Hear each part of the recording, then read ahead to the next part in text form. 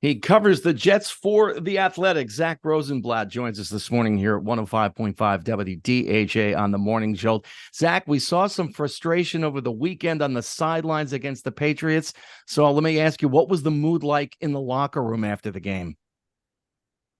I think I do sense a level of frustration. I will say a lot of Zach Wilson's teammates have said the right things at the mic, but I think it's pretty clear that a lot of the star players, especially guys like Garrett Wilson, they feel like they're not necessarily being put in the best positions. But whether it's because of the quarterback play or the play calling, like I definitely think there's some frustration because this team thinks they're talented enough to win a lot of games, and they're being held back by the quarterback again. And whether they're going to admit that publicly, I think they all know it. Yeah, I don't think they're going to admit it publicly for a while, at least. I mean, Robert Saleh the other day said the box score doesn't always tell the whole story. And he's right. But we don't have just one or two games worth of box scores with Zach Wilson. We're into our third season now. How did they get it so wrong? Yeah, I mean, and that's a question that this franchise is going to have to reckon with for a long time because he's become one of the biggest failures of a number two overall pick, maybe ever. Um, I think ultimately, first when he was a rookie, they put him in before he was ready, and they didn't bring any competition, which I think was the wrong move. And then last year, he lost his confidence, and they benched him twice, and didn't necessarily help anything. Though it was hard to blame him. And then it got to a point where now he just doesn't play like a guy who belongs in the NFL right now. Like he has not shown that. I think the goal was to have him sit and watch this year. They were not planning to play him. And so when Aaron Rodgers got hurt 4 plays in, they were thrown for a loop, and I don't think they've handled it particularly well. You wrote the other day about some options that the Jets might consider, Matt Ryan being one of them, and he made it pretty clear he doesn't want any parts of being with the Jets.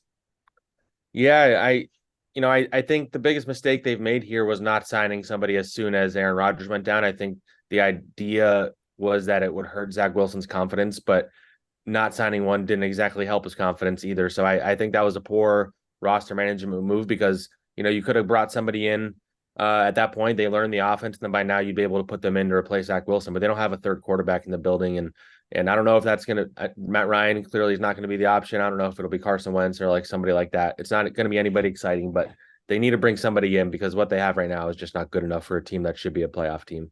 How much of an upgrade do you think someone like a Wentz would be? I mean, considering Zach Wilson by every measure has been the worst starting quarterback in the NFL, I think it would be a pretty significant upgrade. Whatever you think of Carson Wentz, and I'm not particularly high on him. I think he's been kind of thrown out of 3 different teams that traded for him. And so I don't know that he's a great locker room guy or all that, but as a quarterback, statistically, he's significantly better than Zach Wilson, and they need competence at quarterback, and he at the very least should be able to bring that if they were to bring him in. And the schedule doesn't get any easier with the Kansas City Chiefs on the horizon. What are your thoughts on that game?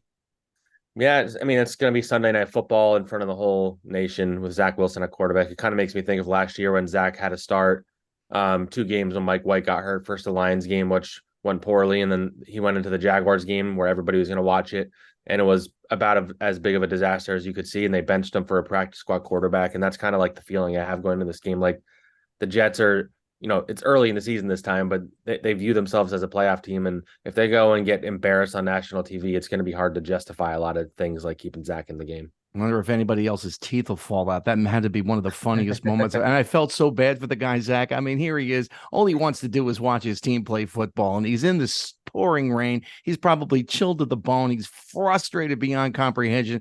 And the guy's teeth fall out on national TV. Yeah, that was like the image of Jets fans right now, I would say. You can follow him on Twitter or X, whatever we're calling it these days, at Zack Blatt, and read Zack Rosenblatt in The Athletic as he covers the Jets. Zack, thank you so much for your time this morning here on WDHA. Yeah, thanks for having me.